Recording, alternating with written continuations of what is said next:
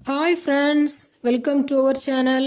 இன்னைக்கு வீடியோவில் நல்லா மணக்க காரசாரமாக சிக்கன் பிரியாணி நல்லா டேஸ்டியாக எப்படி பண்ணுறதுன்னு பார்க்கலாம். இப்போ சிக்கன் பிரியாணி பண்ணுறதுக்கு ஒரு பாத்திரத்தில் 2 ஸ்பூன் அளவுக்கு நெய் சேர்த்துக்கலாம். கூடவே 1 ஸ்பூன் அளவுக்கு தேங்காய் சேர்த்துக்கலாம். இப்போ ஆயிலெலாம் நல்லா சூடாகி வந்ததும் 5லேருந்து 6 அளவுக்கு பெரிய சைஸ் வெங்காயம் இந்த மாதிரி நீளவாக்கில் கட் பண்ணி சேர்த்துக்கலாம். இப்போது இந்த வெங்காயத்தை நம்ம நல்லா பொன்னிறமாக வதக்கி எடுத்துக்கலாம். பாருங்கள், இது நல்லா வதங்கி வரட்டும். நம்ம அரிசி, இதுக்கு தேவையான அரிசி எடுத்து முதல்ல ஊற வச்சுக்கலாம். பாருங்கள், இந்த கப்புக்கு 2 கப் அளவுக்கு நான் இன்னைக்கு பாஸ்மதி அரிசி எடுத்து நல்லா வாஷ் பண்ணி ஊற வச்சுருக்கிறேன். இப்போது இதில் நல்லா வெங்காயம் வதங்கி வந்துடுச்சு. நம்ம பட்டை வகைகள்லாம் இது கூட சேர்த்து இதையும் நல்லா ஒரு வாட்டி வதக்கி எடுத்துக்கலாம். பாருங்கள், இப்போ இதெல்லாம் நல்லா வதங்கிடுச்சு. இப்போ இது கூடவே 2 ஸ்பூன் அளவுக்கு இஞ்சி பூண்டு பேஸ்ட் சேர்த்து நல்லா வதக்கி எடுத்துக்கலாம். பாருங்கள், இப்போ இதெல்லாம் நல்லா வதங்கி வந்துடுச்சு. இது கூடவே ஒரு 5 பெரிய சைஸ் தக்காளி எடுத்து இந்த மாதிரி நீளவாக்கில் கட் பண்ணி அதையும் இது கூட சேர்த்து நல்லா குழைய வதக்கி எடுத்துக்கலாம். நம்ம சீக்கிரமாக வதங்கினா கொஞ்சோண்டு உப்பு சேர்த்து வதக்குனா சீக்கிரமாக வதங்கி வந்துடும். இப்போ பாருங்கள், இதெல்லாம் நல்லா வதங்கி வந்துடுச்சு. இது கூட 2 பச்சை மிளகாய் சேர்த்துக்கலாம். ஒரு கைப்பிடி அளவுக்கு மல்லி, புதினா இது ரெண்டையும் கொஞ்சம் கட் பண்ணி ஒரு கைப்பிடி அளவுக்கு சேர்த்து நல்லா வதக்கி எடுத்துக்கலாம்.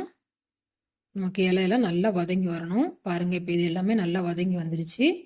இப்போது இதுக்கு மசாலாலாம் ஆட் பண்ணிடலாம். 1 ஸ்பூன் தனி மிளகாய் தூள், 3 ஸ்பூன் பிரியாணி மசாலா சேர்த்துக்கலாம். இப்போ இது எல்லாத்தையும் நம்ம நல்லா பச்சை வாசனை போகிற வரைக்கும் நல்லா வதக்கி எடுத்துக்கலாம். பாருங்கள், இப்போ இது எல்லாமே நம்ம நல்லா வதக்கி எடுத்தாச்சு. இப்போ இது கூட 2 ஸ்பூன் அளவுக்கு தயிர் சேர்த்துக்கலாம். தயிர் சேர்த்துட்டு ஒரு வாட்டி நல்லா கலந்து கொடுத்துக்கலாம். இப்போ இதுக்கு 2 கப் அரிசிக்கு நான் 3/4 கிலோ சிக்கன் எடுத்து வச்சுருக்கிறேன். இதையும் இது கூட சேர்த்து நல்லா மசாலா மிக்ஸ் ஆகிற அளவு நல்லா மிக்ஸ் பண்ணி எடுத்துக்கலாம். இப்போ நம்ம சிக்கன் வேகிறதுக்கு ஒரு 1/2 கப் அளவுக்கு தண்ணி சேர்த்துக்கலாம். தண்ணி சேர்த்து நல்லா கலந்து விட்டுக்கலாம். இப்போ நமக்கு சிக்கன் ஒரு 1/2 வேக்காடு வெந்தால் போதும். 1/2 வேக்காடு வேகிறதுக்கு நம்ம கொஞ்சோண்டு தண்ணி சேர்த்து இந்த மாதிரி மூடி போட்டு நல்லா வேக வச்சு எடுத்துக்கலாம்.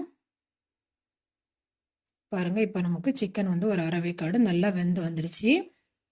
இப்போ நம்ம இதுக்கு தேவையான அளவு தண்ணி ஆட் பண்ணிக்கலாம். இப்போ 2 கப்புக்கு நம்ம 3 கப் அளவுக்கு தண்ணி சேர்க்கணும். நம்ம ஏற்கனவே ஒரு 1/2 கப்பு தண்ணி சேர்த்தாச்சு. இப்போ ஒரு 2.5 கப் அளவுக்கு தண்ணி சேர்த்துக்கலாம். இப்போ தண்ணியெல்லாம் நல்லா சேர்த்துட்டு ஒரு வாட்டி நல்லா கலந்து எடுத்துக்கலாம். இப்போ எல்லாமே நல்லா கலந்து எடுத்தாச்சு. இப்போ இதுக்கு தேவையான அளவு உப்பு சேர்த்துக்கலாம். உப்பு சேர்த்து எல்லாத்தையும் நல்லா கலரி எடுத்துக்கலாம். இப்போ இதெல்லாம் நல்லா ஒரு கொதி வரட்டும். அதுக்கப்புறமா தான் நம்ம அரிசி ஆட் பண்ணணும். இப்போ இதெல்லாம் நல்லா ஒரு கொதி வந்ததும் நம்ம அரிசி சேர்த்துக்கலாம். அரிசியில் நம்ம தண்ணி எதுவும் இல்லாமல் பார்த்துக்கணும். ஏற்கனவே நம்ம தண்ணியெல்லாம் கரெக்டாக அளவாக சேர்த்துருக்குறோம். அரிசியில் தண்ணி எதுவும் இல்லாமல் பார்த்துக்கணும். இப்போ நம்ம எடுத்து வச்சுருக்கிற அரிசியெல்லாம் இது கூட சேர்த்து ஒரு வாட்டி நல்லா கலந்து எடுத்துக்கலாம். இப்போ இதை நம்ம நல்லா கலந்து விட்டுட்டு நல்லா கொதிச்சு வந்ததும் தண்ணி அரிசி எல்லாமே ஒரே பதத்தில் இருக்கணும். தண்ணி ரொம்ப வெளியே தெரியக்கூடாது. அந்த மாதிரி ஸ்டேஜ் வரும்போது தான் இதுக்கு நம்ம தம் போடுறதுக்கு இது ரெடி ஆகும். பாருங்கள், இப்போ அரிசியெல்லாம் தண்ணியெல்லாம் நல்லா உறிஞ்சிட்டு நம்ம தம் போடுறதுக்கு நம்ம அந்த ஸ்டேஜுக்கு வந்தாச்சு. இப்போ நம்ம இதை ஒரு வாட்டி நல்லா கலந்து கொடுத்துட்டு தம் போட்டுடலாம். நம்ம கடைசியாக கொஞ்சோண்டு மல்லி, புதினா மேலாப்பில் தூவிக்கலாம். 1 ஸ்பூன் அளவுக்கு நெய் சேர்த்துக்கலாம். சேர்த்து இப்போ நம்ம தம் போடுறதுக்கு எல்லாம் ரெடி பண்ணிக்கலாம்.